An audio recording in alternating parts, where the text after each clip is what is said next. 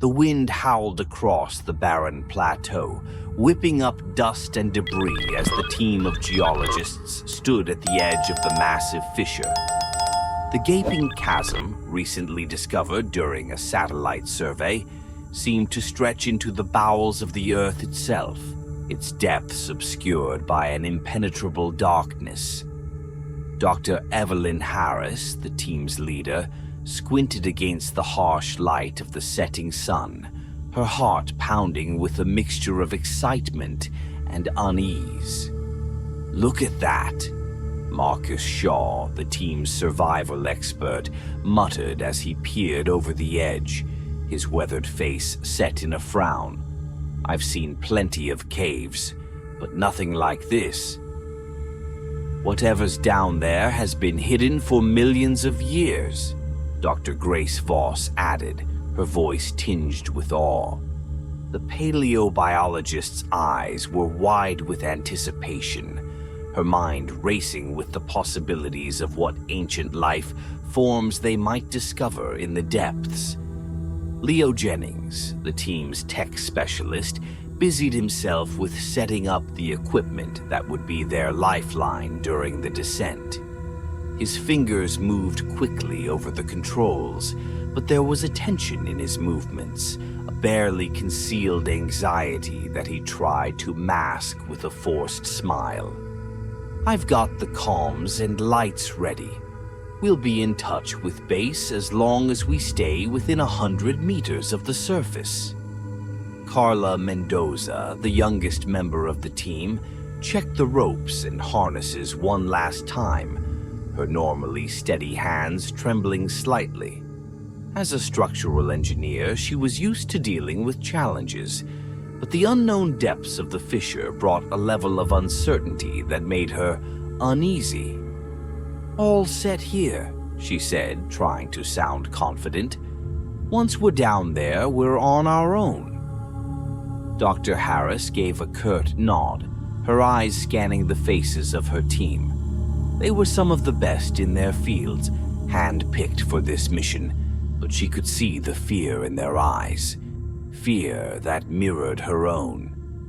The unknown loomed before them, vast and impenetrable, and there was no turning back now.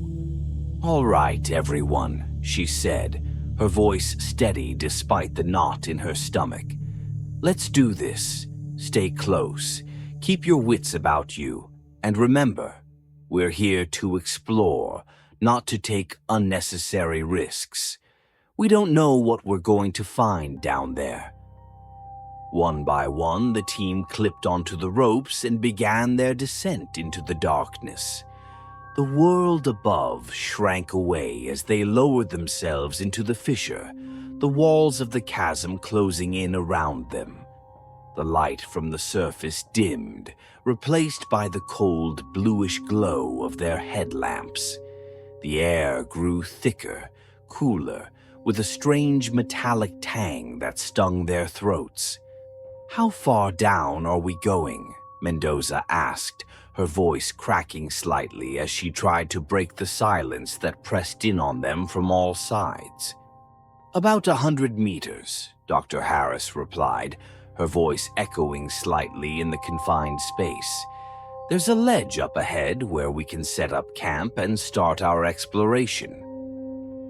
The descent was slow and methodical, every movement careful and deliberate. The walls of the fissure were rough, jagged, as though the earth itself had been torn open by some violent force. Strange, luminous fungi clung to the rock, casting eerie shadows that danced and flickered in the light of their headlamps. As they neared the ledge, a faint sound reached their ears, a distant, low rumble that seemed to emanate from deep within the earth. It was a sound unlike anything they had ever heard, a primal vibration that resonated in their bones and set their nerves on edge. "Did anyone else hear that?" Jennings asked, his voice tight with unease. "Probably just the earth settling," Shaw said, though his tone was far from reassuring. They reached the ledge and unclipped from their ropes, gathering on the narrow strip of rock that jutted out into the abyss. The ledge opened into a cavernous chamber, its walls lined with strange, twisted formations that glittered with mineral deposits. The air was thick with moisture, the metallic scent now mingled with something else, something faintly sweet, almost like decaying fruit. Dr. Voss moved to the edge of the ledge, shining her headlamp into the darkness below. "This is incredible," she whispered, her voice filled with a mix of wonder and dread. "It's like an entirely different world down here." Dr. Harris joined her, her eyes scanning the chamber. "We'll set up here for the night and start our exploration in the morning. Everyone stay alert. We don't know what kind of life forms might be down here." The team set to work, their movements efficient but tense. They unrolled sleeping bags, set up portable lights, and established a small perimeter with sensors to detect any movement in the darkness. The constant hum of the equipment was the only sound, a fragile barrier against the oppressive silence of the cavern. As the team settled in for the night, the strange rumbling sound returned, louder this time, reverberating through the chamber. It was accompanied by a faint, rhythmic thudding, like the heartbeat of some immense, unseen creature. "Maybe we're near a fault line," Mendoza suggested, though her voice lacked conviction. "Or something's moving down there," Shaw said grimly, his hand resting on the hilt of the knife strapped to his leg. Dr. Harris remained silent, her mind racing with possibilities. She could feel the weight of the earth above them, the crushing reality of how far they were from the surface. Whatever was down here with them, it was ancient, powerful, and likely not pleased to have its domain disturbed. As the hours passed, sleep eluded them. The darkness seemed to press in closer, the strange sounds growing more frequent, more insistent. The team huddled together, their eyes darting to the shadows at the edge of their lights, where the unknown loomed like a living thing. And then, just as they were beginning to think the night would never end, they heard it. A low, guttural growl, echoing from somewhere deep within the cavern. It was a sound that froze the blood in their veins, a primal, predatory noise that spoke of ancient hunger. The team tensed, their eyes wide with fear, as the growl was answered by another, closer this time, and then another. The sound of heavy footsteps echoed through the chamber, growing louder, more deliberate. Whatever was out there, it was coming for them. "Everyone, get ready to move," Dr. Harris whispered, her voice tight with fear. "We need to find higher ground. Now!" But even as she spoke, they all knew the truth. They were not alone in the darkness. The Hollow Earth hunters had awoken, and the hunt had begun. The oppressive weight of the earth seemed to press down on them as the team of geologists pushed deeper into the underground labyrinth. Dr. Evelyn Harris led the way, her eyes scanning the narrow passage ahead, every nerve on edge. The silence was unnatural, broken only by the faint, echoing drip of water from unseen cracks in the rock.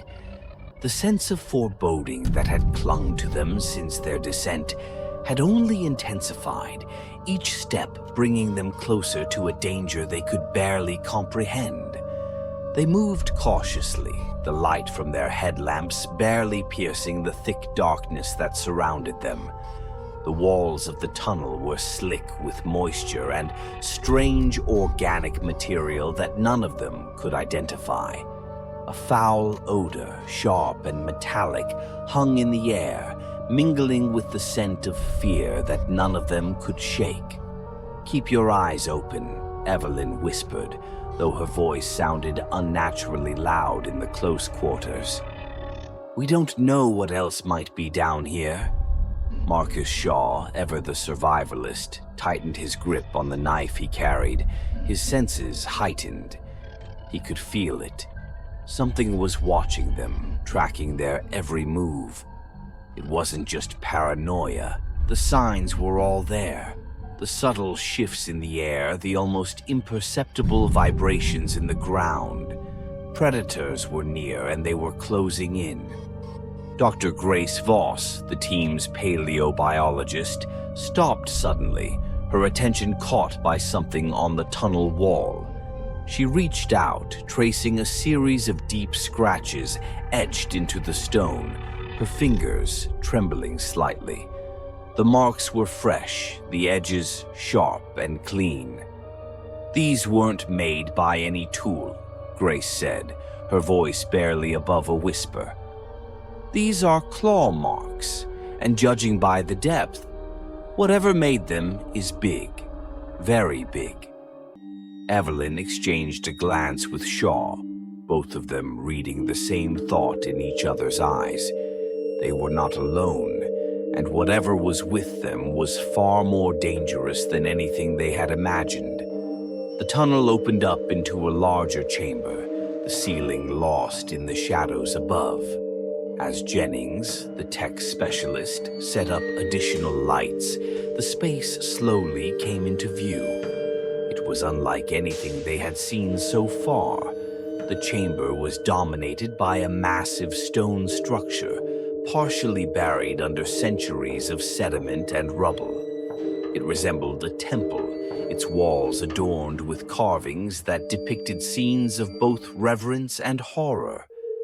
Grace moved closer to the carvings, her headlamp casting eerie shadows on the stone. The figures depicted on the walls were unsettling, humanoid shapes kneeling before towering reptilian beasts, their faces contorted in expressions of fear and awe. The creatures, drawn with a level of detail that suggested both familiarity and terror, loomed over the worshippers, their bodies coiled with muscle, their claws extended as if ready to strike. "This wasn't just a city," Grace murmured, her voice filled with a mix of awe and dread. "These people, whoever they were, worshipped these creatures. They must have seen them as gods. Or demons," Shaw added grimly, his eyes scanning the chamber for any sign of movement. The carvings felt too real, too vivid, as if the creatures themselves might step out of the stone at any moment. Evelyn's instincts were screaming at her to move, to leave this place behind. But the draw of the unknown, the pull of discovery, kept her rooted in place. Yet, as they stood in the chamber, the atmosphere grew heavier, more oppressive, as if the very walls were watching them. "We need to keep moving," Evelyn finally said, tearing her gaze away from the carvings. "If these creatures are as territorial as they seem, then we're already deep in their domain. We need to find a way out." But as they turned to leave the chamber, a deep rumble reverberated through the ground, shaking loose small rocks and sending them clattering to the floor. The sound was followed by a low, guttural growl that seemed to come from everywhere and nowhere at once.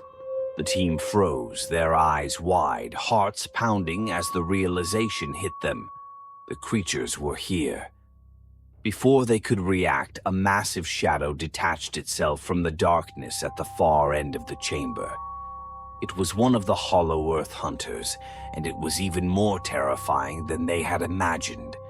The beast was enormous, easily over 10 feet tall, with scales that glinted in the dim light like obsidian. Its eyes glowed with an unnatural intelligence, a predator's gaze that seemed to penetrate the very souls of those it hunted. The creature moved with terrifying speed, its powerful limbs propelling it across the chamber in an instant. Its roar echoed through the cavern, a sound so deep and primal it sent a shockwave of fear through the team. "Run!" Shaw shouted, his voice cracking with urgency. He shoved Jennings forward as the team scattered, each member diving into a different tunnel in a desperate bid to escape the creature's wrath. Evelyn sprinted down a narrow passage, her breath coming in ragged gasps. The creature was right behind her. She could feel its hot breath on the back of her neck, hear the scrape of its claws against the stone. Her mind raced, searching for any possible escape route, any way to outthink the beast that was rapidly closing in. She rounded a corner and spotted a narrow crevice in the rock wall, just large enough for her to squeeze through. Without hesitation, she dove into the gap, pressing her body against the cold stone, willing herself to become invisible. The creature skidded to a halt outside, its glowing eyes scanning the darkness, searching for her. Evelyn held her breath, every muscle in her body tensed as the beast sniffed the air, its nostrils flaring as it searched for her scent. For what felt like an eternity, the creature stood there, its massive form blocking out the light, before letting out a frustrated growl and moving on, its footsteps fading into the distance. Evelyn waited until she was sure the creature was gone before crawling out of the crevice, her body trembling with adrenaline and terror. She knew the others were still out there, somewhere in the labyrinth of tunnels, but the Hollow Earth hunters were closing in on all sides. They had to regroup, had to find a way to survive this nightmare. But as Evelyn stood alone in the darkness, she couldn't shake the feeling that their situation had just gone from bad to worse. These creatures were not just animals. They were hunters, intelligent and relentless, and they would not stop until every last intruder was dead. The tunnel opened up into a cavern so vast that even with the floodlights Jennings had managed to rig up, the ceiling was lost in shadow. The walls seemed to close in on them, jagged and wet with condensation that dripped steadily onto the rocky floor. The air was thick, heavy with the scent of damp earth, and something else, something metallic and faintly sulfuric. It was a smell that clung to the back of their throats, making every breath feel like an effort. But there was no time to focus on discomfort or fear. They had to prepare, and fast. "Jennings, Mendoza, get those lights in place," Dr. Evelyn Harris barked, her voice low but urgent. "We need to blind them as soon as they come through that tunnel. Shaw, how are those flares coming?" "Almost there," Marcus Shaw replied, his hands moving quickly despite the tremor in them. He was rigging together a series of flares with whatever he could find, broken equipment, pieces of rope, anything that could hold the makeshift tripwires. His face was a mask of determination, but the fear in his eyes was unmistakable. They all felt it, gnawing at the edges of their minds, threatening to break through the thin veneer of courage they clung to. The cavern was eerily silent, save for the occasional drip of water and the muffled sounds of their work. Each noise seemed to reverberate off the walls, carrying their presence to the creatures that hunted them. Every second felt like an hour, the weight of the impending confrontation pressing down on them like a vice. "That's the last of the lights," Carla Mendoza whispered, stepping back to survey their work. Her leg was bandaged, the injury sustained in their previous encounter with the hunters, slowing her down, but not enough to stop her. She'd been through worse, and they all knew it. But the strain of the situation was beginning to show. Her eyes darted nervously toward the tunnel entrance, her hand gripping the handle of the flare gun with white-knuckled intensity. Dr. Harris checked the perimeter one last time, her mind racing through the plan, searching for any possible flaw, any weakness the hunters could exploit. There was no room for error. Not here, not now. They were on the brink of the abyss, and the only way out was through. "Stay focused," Harris said, her voice firmer than she felt. "They'll come at us fast and hard. We need to be faster. Remember, they rely on their senses, light, sound. We can disorient them, but it won't last long. Hit them where it hurts and keep moving. We don't stop, not until we're out of this god-forsaken place." Shaw nodded, his grip tightening on his spear. "We'll make it out of here, Doc. We have to." But even as he said it, the reality of their situation loomed large. They were outnumbered, outmatched by creatures that had evolved to be the perfect predators in this hellish underworld. The Hollow Earth Hunters were more than just beasts.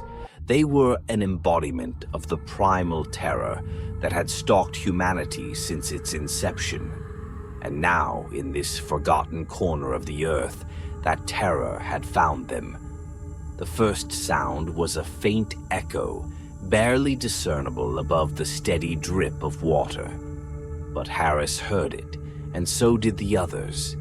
They froze, every muscle tensed, their eyes locked on the dark tunnel ahead. The sound grew louder, heavy, deliberate footsteps that sent vibrations through the ground beneath their feet. The hunters were coming. "Positions," Harris ordered, and the team moved with practiced efficiency, each taking their place in the hastily prepared trap. Shaw crouched near the tunnel entrance, his hand hovering over the trigger for the flares. Mendoza and Jennings took up positions near the lights, ready to flood the cavern with blinding brightness at the first sign of movement. The footsteps stopped. The silence that followed was suffocating, filled with the anticipation of violence. Harris's heart pounded in her chest, every instinct screaming at her to run. But she held her ground. They had to see this through. Then, with a roar that shook the very walls of the cavern, the first hunter appeared. It burst from the darkness, a hulking mass of scales and claws, its eyes glowing with an eerie intelligence. Behind it, more followed, a wave of predatory fury that surged toward them with terrifying speed. "Now!" Harris screamed, and Shaw yanked the cord. The cavern exploded in light and sound as the flares ignited, filling the space with a searing brilliance that momentarily blinded the hunters. They shrieked in fury, their momentum faltering as they recoiled from the onslaught. It was the opening the team needed. "Go, go, go!" Harris shouted, and they launched their counterattack. Mendoza fired her flare gun, the burning projectile slamming into the nearest hunter's chest, sending it reeling backward with a howl of pain. Jennings swung a metal pipe at another, the impact cracking against its thick hide. Shaw jabbed his spear into the throat of a third, the sharpened tip finding a vulnerable spot between its armored scales. The creature gurgled, a spasm running through its body as it collapsed. But the hunters were relentless. The momentary advantage gained by the flares was fading fast. They adapted quickly, their natural instincts overpowering the confusion.